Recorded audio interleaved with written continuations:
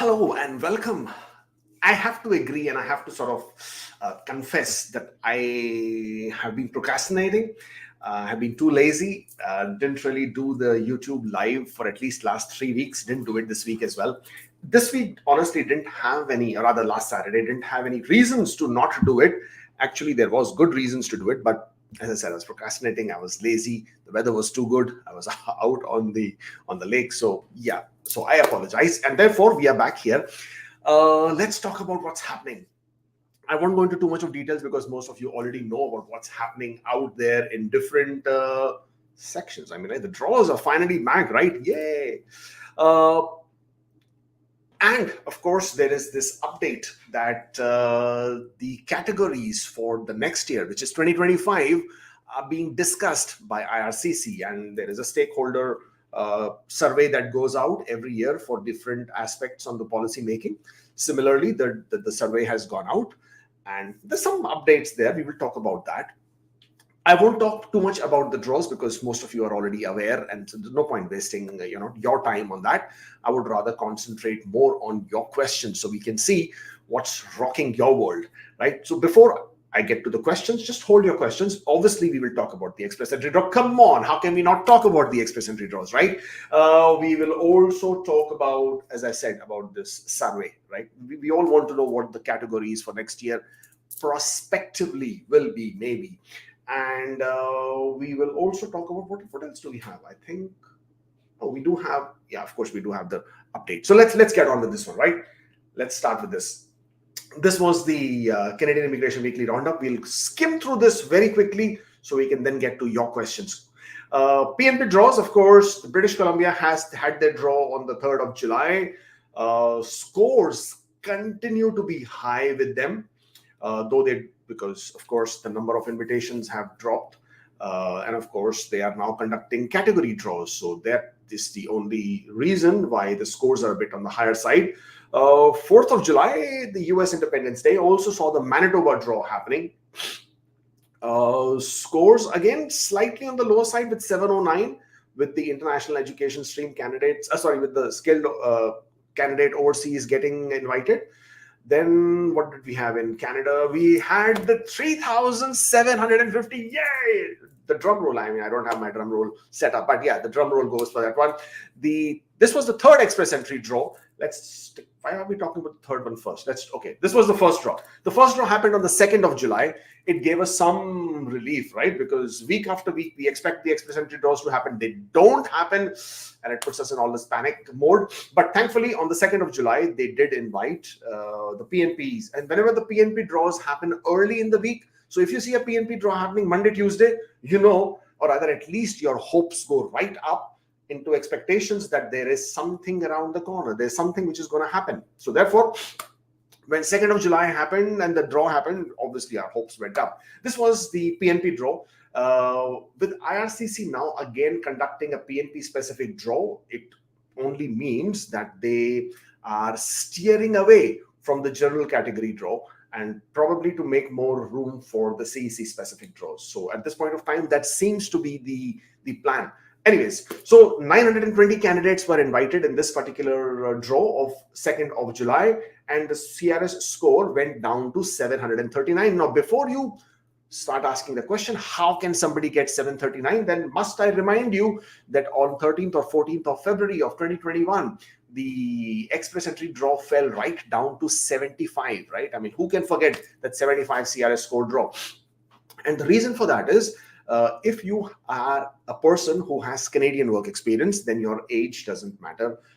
Then your points could be as low as 74, 74. We've actually seen calculations up to even 59. You could even score 59 points and be eligible in express entry. That is a possibility.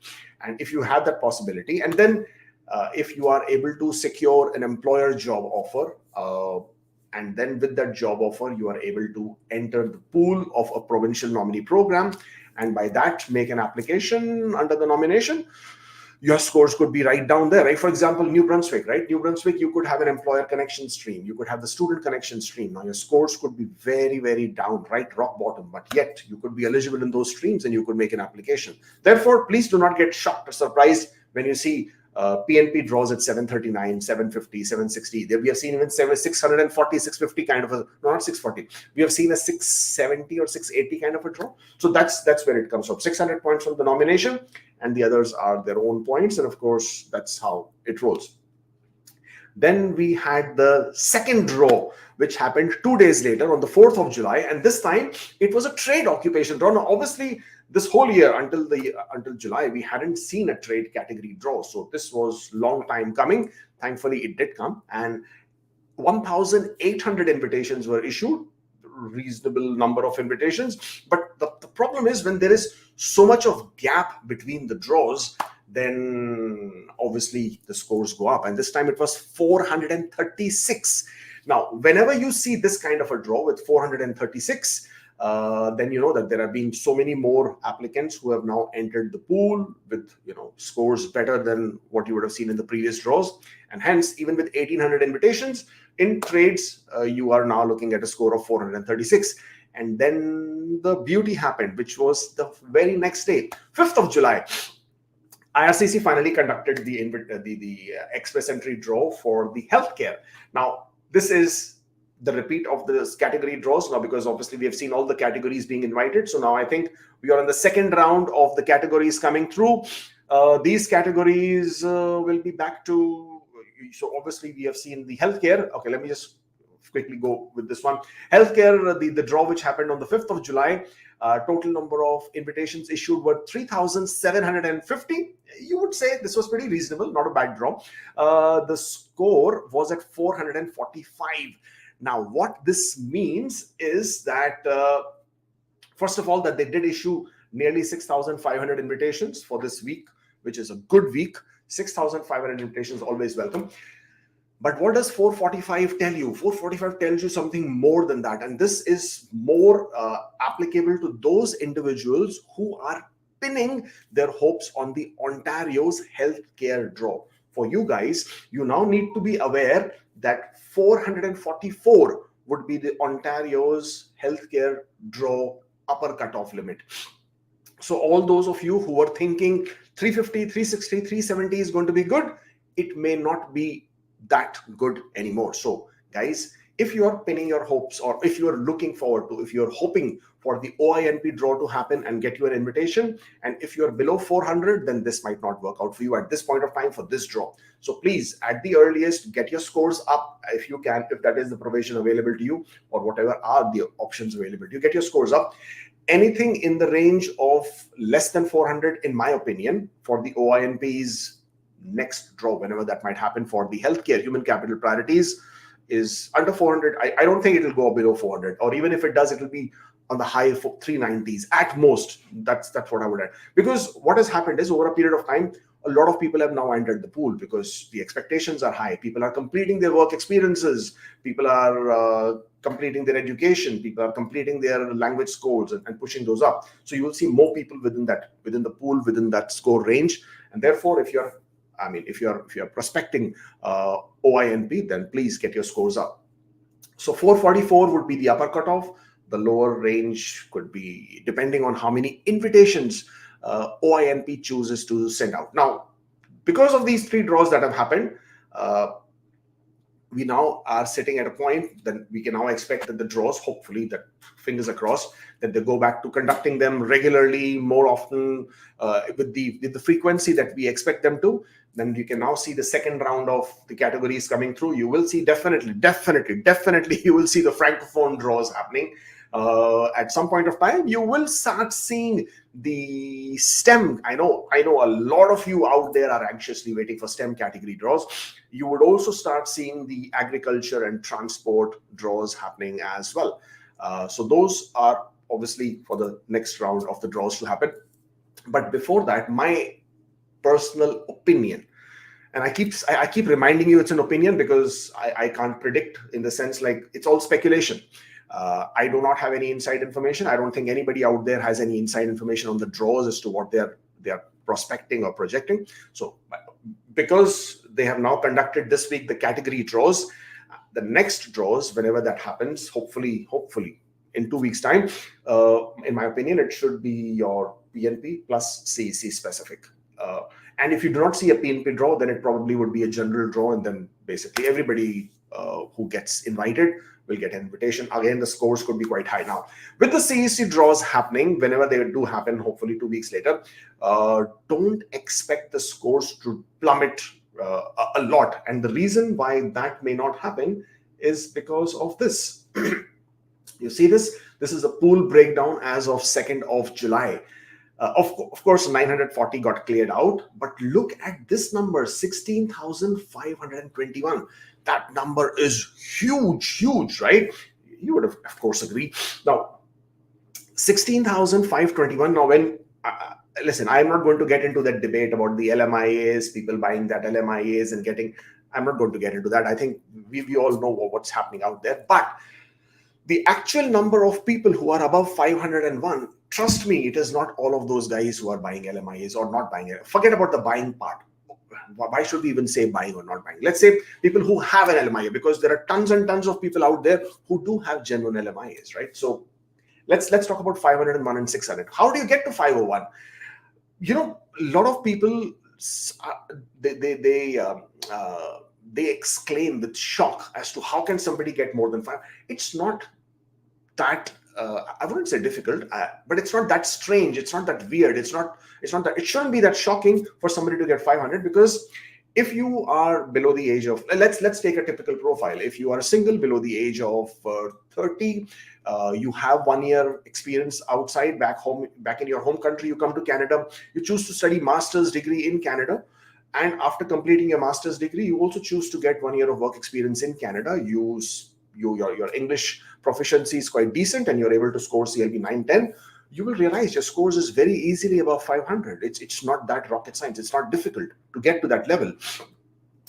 So why would you sort of, why would you be shocked that why are there so many people above 500? Of course, we do have some universities in Canada, right, who are churning out lots of master's degrees holders. So and these people obviously can communicate pretty well in English language, or for that matter, they can converse. Their francophone, their French language proficiencies are also, or could be, quite decent. And add to that the fact that they are at a time in their life when they could have completed work experience back in home country, are now in Canada and completing work experience in Canada. There are plenty of them. Out of 16,521, majority of them actually are those profiles that I'm talking to you about. And with that happening, you can then anticipate that even if they are to conduct a CEC draw, which now that's what I'm speculating or hoping or expecting or whatever that you want to call it, the scores, you'll be shocked that they do not drop below 522. They could actually stay at 522, or depending on the number of invitations that IRCC chooses to issue, your scores could be hovering in that range, 522, 525, that kind of range. Until and unless IRCC continues to conduct these draws frequently, or at least with a regular consistency, only then can you see a score drop. Look at this, 16,521. I mean, when will 491s ever have a chance? At least not looking to, call that out anytime soon. I'm only hoping that these 500, all the 500s get cleared out. That by itself would, at this point of time, look like a miracle. But look at these previous rounds, right? Let's just quickly. The last CEC draw happened on 31st of May. Now we are already in July and expecting the next draw by probably, let's say, when is that going to be? Where is my calendar? You're looking at the next draw probably 17th of July. If you're saying 17th of July, that basically means from 31st of May, you have already crossed, 45 days approximately? 48 days. Now, with 48 days gone, there are more and more people who have now entered the pool with Canadian experience class. People have completed their education. People have completed their work experiences. People are now improving their language skill score. And therefore, I would anticipate that the scores, CEC scores, or Canadian experience class draws, if it was to happen, even with an invitation of about draw sizes of about 3,000 people, which was the draw on 31st of May, you would see a similar score of 522-ish, 522. Even if it drops, it's not going to be a big drop, probably 521.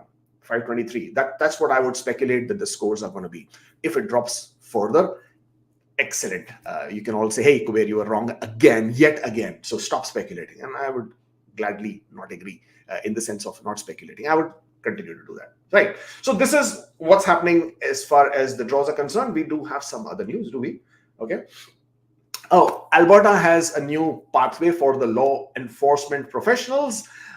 This is primarily for the law professionals, and this is not to do with the law degree or law education. This is for law enforcement. So police and security agencies, of course, you need to meet the recruitment objectives for the public protection, and you need to have a job offer from the government agencies, otherwise it's not happening. But yeah, that's the new pathway. Oh, that's basically it, right? It can't be. Yeah. So as far as this presentation is concerned, this is out of the window, but I do need to talk to you about this categories, right? Very, very quickly, not going to take much of your time. Let's see if I can pull this up here. I can.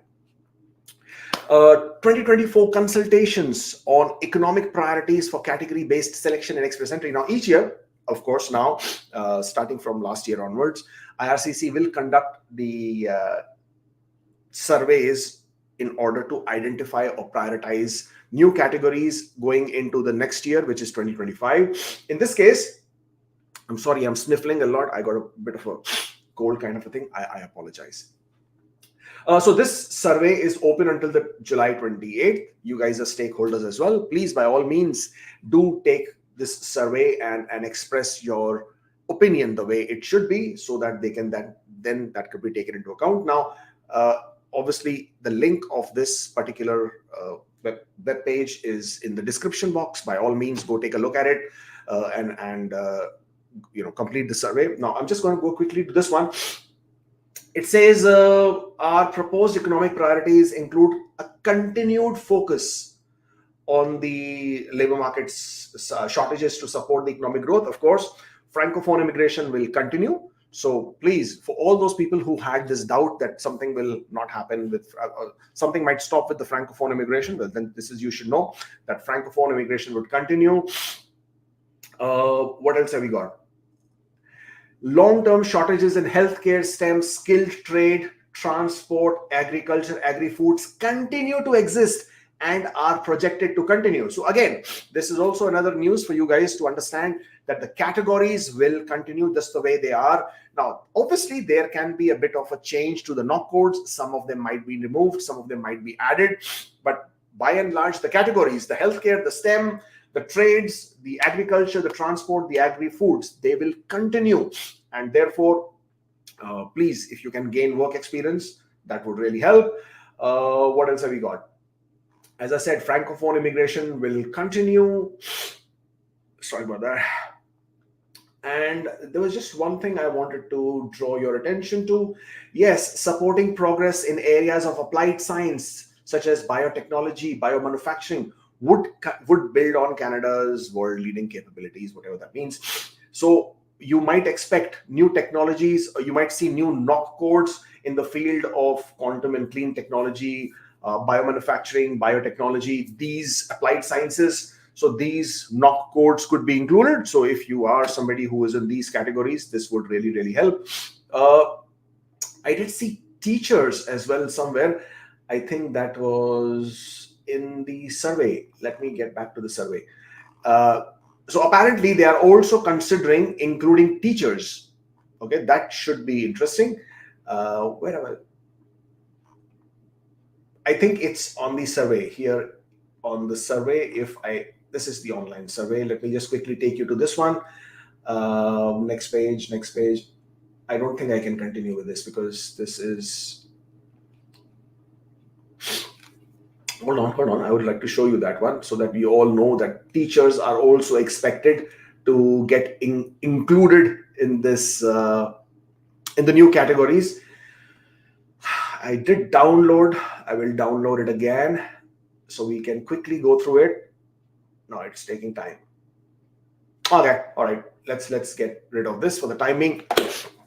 So if you were to go back to this, survey, if you see certain questions, I think on page number 3 or 4, you would see that IRCC is asking a question that should teachers be included in the category draws? Should early childhood educators be included in the category draws? So if you are an early childhood educator, if you are a teacher, then there is a possibility, not definitive, it's a possibility that next year in the categories, those might also be included, the teachers, early childhood educators. So therefore, that is something which you can look forward to if at all you are in that occupation. Even if you're not in that occupation, maybe gaining work experience now itself, if that is your area of interest, might help you. That's basically all I have. Okay, yeah. Control F to search. Somebody said that. Why am I not able to? Yeah, thank you so much. But it was not on that page. It was in the document, which I couldn't download. I'm sorry. I really am sorry about the sniffling. But let's get to the questions. Okay. Postgraduate work permit extension rejection came on June 5th. Same day applied for VR before 8 p.m. to maintain status. No. LMIA got approved 2 weeks later. Can I apply closed work permit online, or I have to apply for restoration also? Now, Celes, the minute you got the refusal, you lost your status. Just because you are applying the same day before 8 p.m. changes nothing. You have lost status. Period. Okay. So just because you apply for a visitor record before 8 p.m., that does not mean you can apply for a visitor record without restoration. So that's a no-no. What basically means is that if you wish to apply for a visitor record, then you must apply it with restoration because you've already lost your status. Now you have an LMIA approved because you got a rejection on the, I hope this was refusal, not a rejection. Rejection basically means application cancelled, means you can't restore your status. But if this refusal came on the 5th of June, then you have 90 days from that date to apply for restoration of status and, of course, a new change of status. In your case, you have an LMIA which was approved. Therefore, by all means, please make an application for a work permit with restoration of status. Please don't forget the restoration of status because in your case, you lost your status on the 5th of June, the minute you got the decision. After that, applying for visitor record did not change anything at all. Okay, so that's one thing you need to take in consideration. In OINP application, I entered passport issuing country as UAE. Since it was issued in Dubai, I later learned it should be India. Oh boy, this is tricky. How do I inform OINP? There is no field in web form, or can I just update it in EAPR?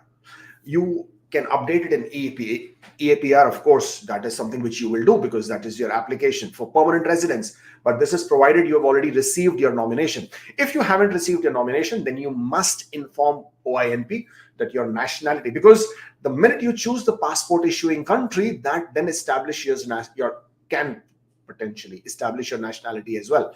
Your passport issuing country is always your country of nationality who has issued that passport to you. It is the place of issue which defines where that passport was actually issued. So in this case, of course, it has to be India. And yeah, absolutely raise a web form. And in the free text column, you can write your explanation and you can say what you would like OINP to change in this case. And yes, please do make the respective change to your Express Entry profile as well. Is doing upfront medicals better than waiting for MIL, and can we do upfront medical before receiving ITA? Some people say upfront expedites the process. Well, IRCC has been very clear that you can no longer do upfront medicals. You must wait for IRCC's request, and therefore there is nothing here that can help you expedite your process. Sometimes patients might really help. So yeah, please wait for IRCC's request for medicals. Only then you can complete your medicals. I applied for fake extension. I did not receive implied status letter. Until when can I continue work? When should I apply for visitor record? Okay, not everybody receives a extension letter of implied status. First of all, the extension letter by itself is auto-generated only, and it entirely depends how you have created your application. If you haven't chosen certain options or if you haven't checked certain boxes, the system may not auto-generate an work permit extension letter, which you think gives you the status. It is not the work permit extension letter which is giving you the status. It is the AOR, the fact that you have submitted your application for extension, which is giving you the implied status. Okay. So if you do not get the work permit extension letter, it does not matter. Please do not worry about it. The fact that you have submitted an application and you have an AOR for that, that is what establishes your implied status. And if you have applied for your fake extension before the expiry of your current work permit, then you are an implied status. By that section of the law, you can continue working until the decision is made on your work permit extension application. At that point of time, which of course it will be refused, you must stop working. Now, as far as applying for visitor record is concerned, you can apply for it at any point of time. But mind you, if your visitor record is approved before the decision comes on your work permit application, then you would have to stop working because now your status is that of a visitor. Okay. Otherwise, you can apply for your visitor record after you get the decision. Waiting for OINP International Student Technical Draw since this year, mainly 5 to 7 people invited. Can we hope for an ITA? Well, I would assume that they would invite, at least we are just midway, we are past the midway mark for this year. But yes, there is an expectation that they might conduct another draw. Of course, can't say who and when and who they invite and when they invite and how many they invite. But yes, the expectation is there. Pharmacists not included in EE healthcare. I'm looking for OINP healthcare. Can be between 445 lower score. My CRS is 468. Should I reduce my score for OINP? If I was you, I would do that. If I was you, I would reduce my score to be included by OINP. I mean, of course, if I can. Nothing there, Rajinder. Roshan says, waiting for the decision on my OINP International Student Stream application, after which I will apply for the non-express entry PR application. When can I travel outside the country after receiving AOR? Oh, well, you can travel outside at any point of time. Nothing is restricting your travel outside the country. Yeah, nothing. Absolutely nothing. You can travel whenever you wish to travel. Sorry, Rajendra, nothing there. Rajvinder, sorry. My CRS score is 467. What are the possibilities of getting invitation? Will HCP STEM stream draw will come in IT or some stream draw? To be very honest, I have no way of telling you what are the chances for your 467. You can look at the past trends. You can look at the draws, and based on that, you can know the chances yourself. I cannot certainly tell you what the chances for any kind of score is for that matter. Will human capital priority draws come in IT or some STEM draw? I do not know what you mean by IT come in IT, but yes, in my opinion, human capital priorities draw will continue to happen in tech draw as well. EEAOR, excuse me.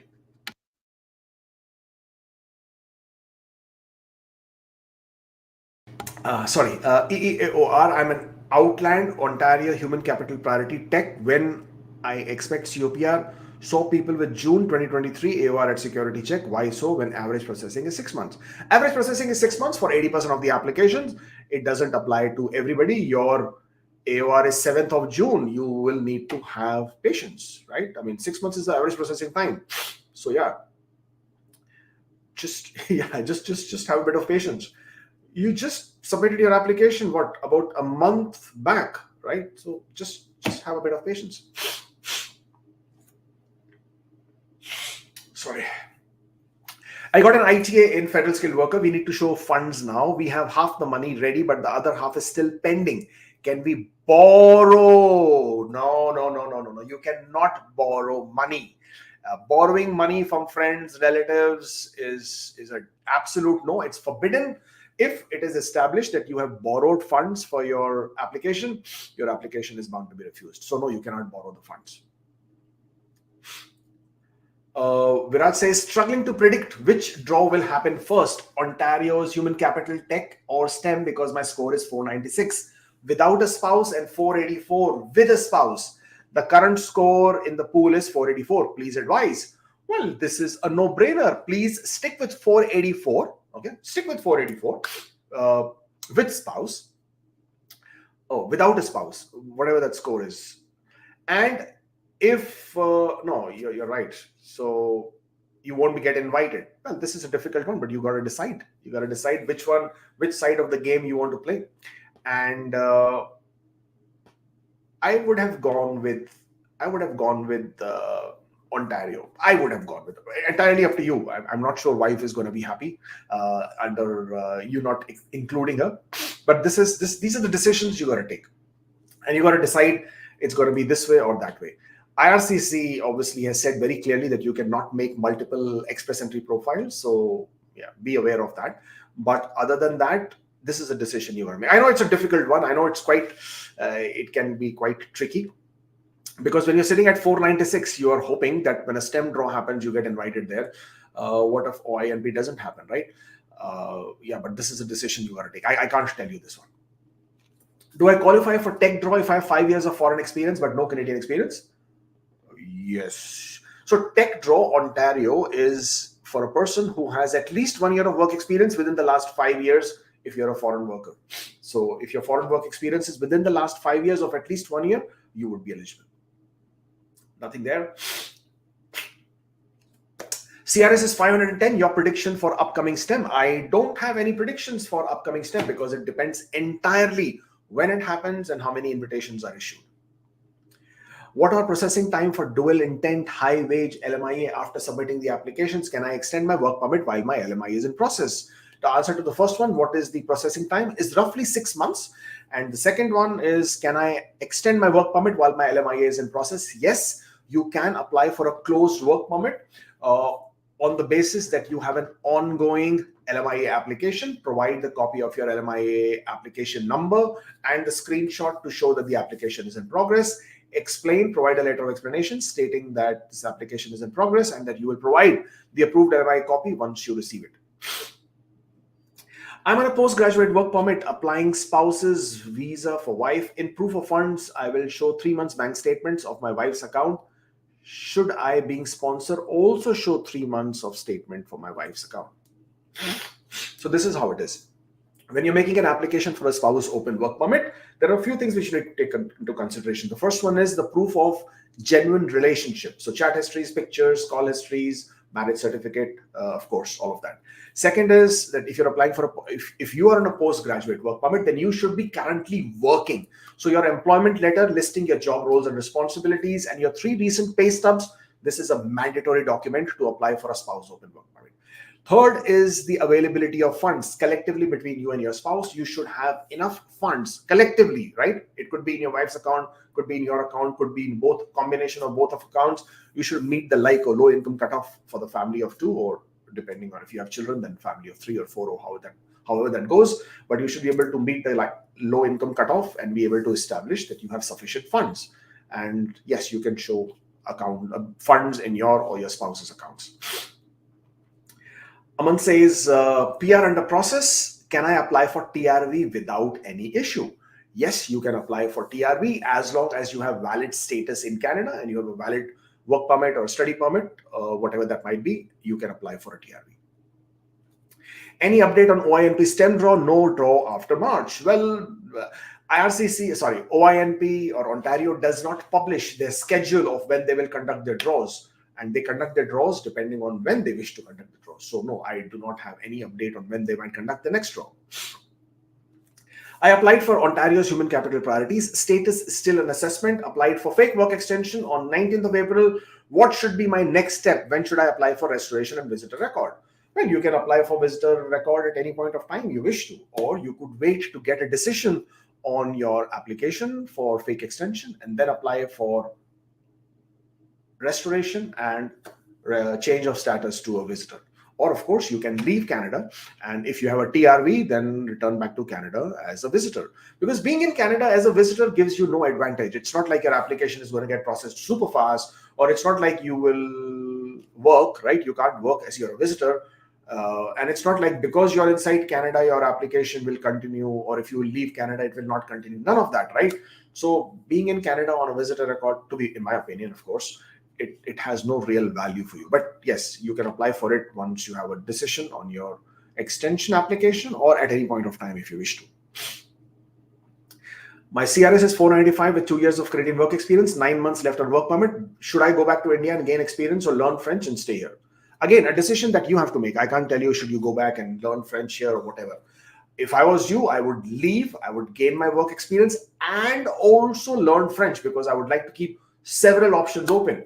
And when I'll go back and gain work experience, I will try to gain work experience in a priority occupation, because being in Canada for the remaining 9 months is not going to give you anything in your case, because you already have 2 years of work experience. In the remaining 9, you will not complete 3 years. Plus, even if you were completing the 3rd year of work experience, it's only adding 10 additional points. But if you were to go back and work for 1 year in your home country, that potentially could add up to 50 extra points depending on what your profile is all about. And of course, in the meantime, you can also gain work experience in a priority occupation. Plus, you can learn French. My God, so many options there. Think about it. Can I attach the apartment rental agreement for my parents' visit visa applications, as they don't own any house in India? Yes, you can, but a rental agreement doesn't prove anything. So the reason why people show their own houses as part of their visit visa applications is to establish their ties to their home country. By showing their own house, their own land, their own business, some proof of income, they're trying to establish ties to their home country. A rental agreement of an apartment proves nothing. I mean, it just says that you have a rental agreement, that's all. And therefore, it basically does not assist in anything. Now, when you're saying, can I attach the apartment rental, I do not know, are you referring to your apartment as in Canada? And even if you're saying that, even then in that case, it proves it just does not add any relevance to your application, because your apartment in Canada, it doesn't sort of help the visit visa application in any manner. But if you want to add, by all means, yes, of course you can add. I'm on an ICT closed work permit. What is the expected processing time for location change? No validity change. About 3 to 4 months. That's the approximate time. I have done medical before applying for spouse open work permit. Is it okay? Yes. It is fine as long as it is valid. The validity is 12 months from the date you have taken your medicals.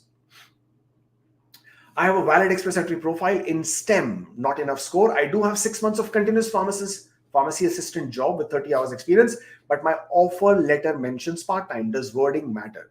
No, it does not matter. Even if it states part-time, but you were working for 30 hours or more, you will still be considered as full-time. That's absolutely fine. No problem there. Shubham says, I am eligible for Ontario's federal skilled worker, but it has a long processing time of 15 months. Okay. Also have to ask my employer to increase salary to median wage. What is the question, Shubham? I don't know what the question is, but it's a good option. You see, any option to have is a good option.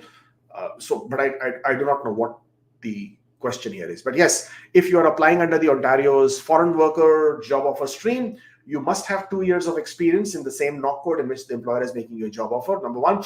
Number two, your salary has to be at the median wage. And number three, your employer has to support you and be willing to sign the employer form. I'm working as a truck driver and getting more than 50 hours weekly, but they are on flat pay rate on my pay stub. Will that be an issue for my category drop? No, absolutely not. As long as they're an employer-employee relationship, you are getting pay stubs. And if you're in Canada, you're getting a T4 as well. Then this employment as a truck driver is absolutely fine and you can claim it. There's no problem there at all. CRS is 486. My work permit is expired and applied for an extension. I need to get another 4 months of extension now. Can I work for this 4 months? Then I will complete my 24 months experience. Can I work? If you applied for an extension of your work permit before the expiration of your valid work permit, then you are on what is referred to as implied status or maintained status, and that gives you the authorization to continue working. And this period of work that you will complete will also be eligible and can be included in your application. I have 1 year work permit and skilled trade job, but can't cover 15-60 hours in 12 months. Can I do another trade job in free time to meet the requirements? No, it cannot work like that. Why? Because at any given point of time, only 30 hours per week is considered. So even if you're doing 2 jobs, 30 hours and 30 hours, 2 jobs at the same point of time, even then, only 30 hours per week will be considered because that's the law. So therefore, if you have free time and you do another job, that doesn't add to this period of work. How many months of pay stubs do we need to show for foreign work experience as well as Canadian work experience? Well, IRCC has never clarified as to how many pay stubs, but I prefer to provide for at least 1 year, 1 year of foreign work experience, 1 year of Canadian work experience, because that is where the eligibility is based at. And therefore, I would always like to add 1 year of pay stubs or 1 year of proof of having been paid for your work experience. Study permit expired on 30th of April and grad certificate issued on 2nd of Feb. I left Canada in January. I have a visitor visa.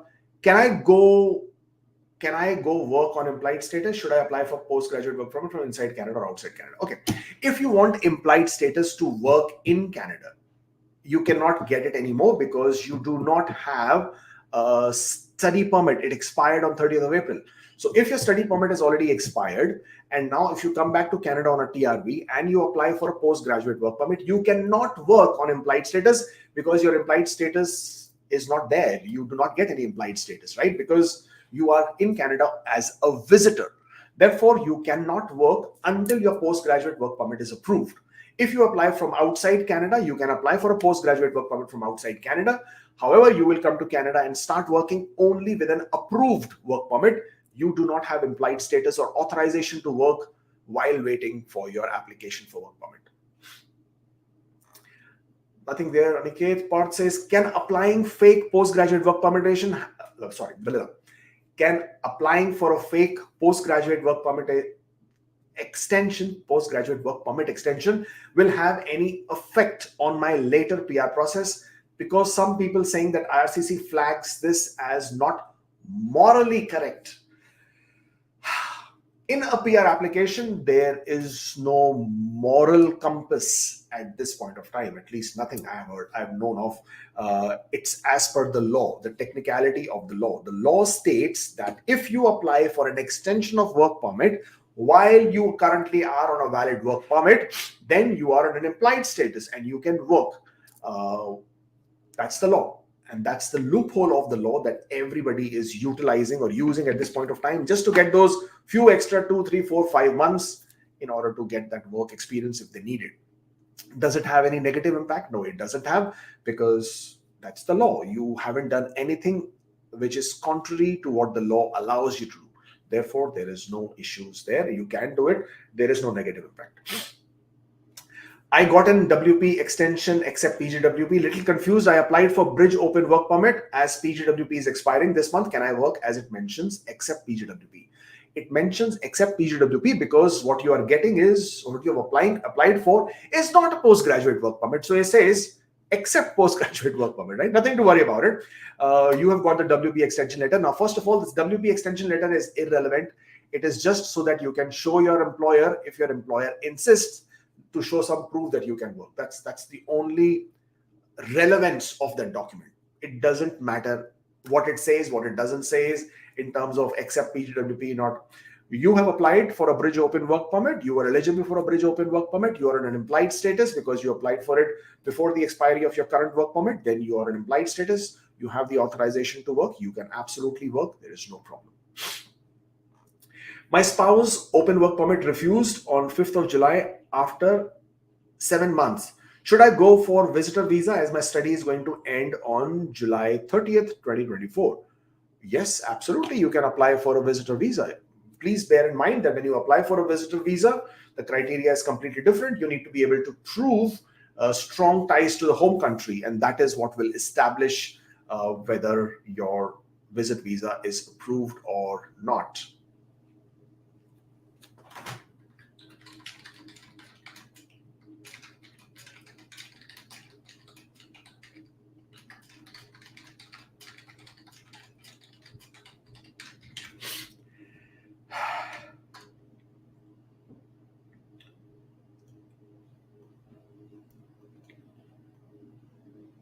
Sorry, I'm just going to do something here so that, yes.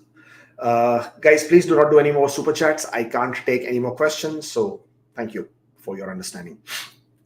Ali says, the occupation on my PCC is messenger, but my actual experience letters are from software engineer. Would it cause any problem? Well, no, it won't cause any problem. But the question is, why is the occupation on your PCC as a messenger? That may raise a concern, and that could then relate to other aspects of review on your application. But having a police clearance which says messenger, but your experience is as a software engineer in your case, it should not be what it says on your PCC in terms of your occupation is not a problem. It may raise further concerns or doubts or flags. Now that's a different thing altogether. I'm currently eligible under the STEM category. I'm looking to get an LMIA to claim 50 points. Should my LMIA need to align with STEM experience to be eligible under STEM category and claim 50 points? No, it doesn't. Your LMIA could be for any occupation for which you obviously are qualified and can do that job. That gives you 50 points. Your STEM eligibility qualification comes from the fact that you have at least 6 months of work experience within the last 3 years continuous in a STEM occupation.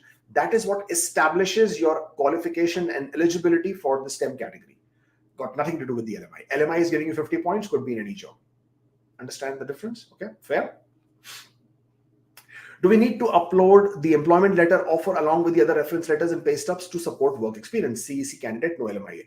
No, you don't need to. If you wish to, you can. By itself, the employment letter is not a requirement. It is not a mandatory condition, and it doesn't give any information there. I mean, so unless there is some information missing in your reference letter, which is mentioned in your employment letter, you can absolutely add it. Otherwise, it doesn't give you anything additional. I got IT in the recent EEPNP draw after getting nomination from Ontario. What is the proof of funds requirement in your case? The proof of fund requirement in your case will come from the fact that are you a Canadian experience class or are you a federal skilled worker? Now, if you got it in Ontario's skilled trade, then you would have work experience of 1 year in Ontario within the last 2 years. But depending on when your application was submitted and processed and how long it took, do you still have this 1 year of work experience within the last 3 years is what you need to see. So if you are a Canadian experience class, you have 1 year of work experience within the last 3 years in a valid NOC code, tier code 0123, then you would be Canadian experience class, and therefore you would not need any proof of funds for your express entry PR application. Swati says, I have 3 years of experience. Guys, at the end, Mayur, Akshit, please do not do these super chats. I will not be able to complete your questions. I've already put that in the ticker below. I will not take any more super chats. Please do not do those. Where is that question I was taking? Did this one. Swati says, I have 3 years of experience in India, but only 1.5 years was on my study visa form. Rest is in my SOP. Can I list 3 years of PR application? Well, if you disclose your work experience in any portion of your PR, in your study permit application, SOP, form, etc., then you're fine. You will still be able to explain and you will still be able to include it. My CRS score is 512 and work permit ending in 5 months. Not sure what should I do, take a course or leave Canada? What are your suggestions? By taking another course, does it give you any more points? If it does give you points, you could consider that. But it's 5 months. If I was in your case, I would leave today, not wait even for 5 months. I would leave today, get additional points if I can, get 6 months of work experience in a priority occupation, I can. But I mean, staying in Canada in situation like this does not give me any advantage. And if it doesn't give me any advantage, I would simply leave and try to gain advantage from wherever I can. I work for 24 to 30 hours in a week. Will it count as full-time? Some week up to 25 and some time 31 of employment experience. Employment letter matter if it says it is full-time. No, this is not full-time.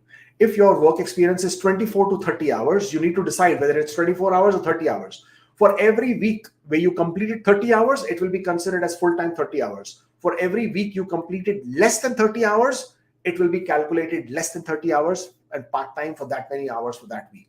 So you will have to work for additional weeks in order to compensate for the shortfall.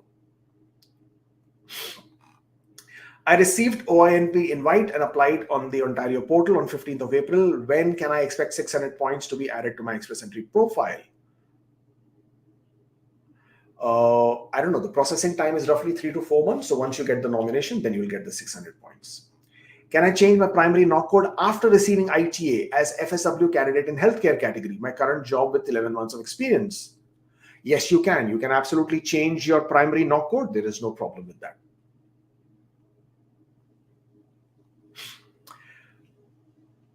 Okay, last 3 questions and we can then leave. I have a CRS score of 510. Me and my spouse are currently on an open work permit. Do you see EE draw scores reduce? Should I give self-pip and try increase my scores? Well, I would certainly hope and pray and want the scores to reduce or drop, but I just can't say whether they will or will not, because that entirely depends on IRCC as to the number of invitations that are being issued and how frequently the draws are being conducted. So if you have any chance, any option, any possibility of increasing and improving your scores, then you should certainly do that. My parents' visit visa application, apart from 6 months bank statements, will attaching their yearly pension statement help their application? Yes, again, at the end of the day, as I said, for your visit visa applications, strong ties to home country, proof of income, proof of finances, these are the main documents, right? So whatever you can to establish any of that, you should add, and that should help your application. Currently working as a transport supervisor, but my responsibility matches to transport managers. Am I good to apply for transport draw? Well, if your job description matches with the NOC code that you are choosing in your application, you can absolutely claim those points and be eligible in those draws. Work permit extension in August 24, live in Manitoba, file in Manitoba pool, but did not get draw. Wife is studying in BC, application for spouse open work permit. Any chance of rejection because of province?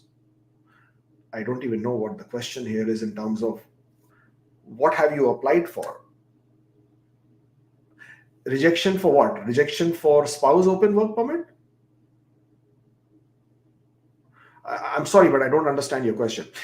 If you're making an application for spouse open work permit, which province you're living in, which province you're studying in, which province you're applying for, it doesn't matter. For spouse open work permit, the criteria is quite simple, that you as the principal applicant, you having status in Canada as a postgraduate work permit holder, you are currently working, you have you provide the employment documents with your job roles and responsibilities, you provide your 3 pay stubs, you provide combined proof of funds which are acceptable, and that is the way to go.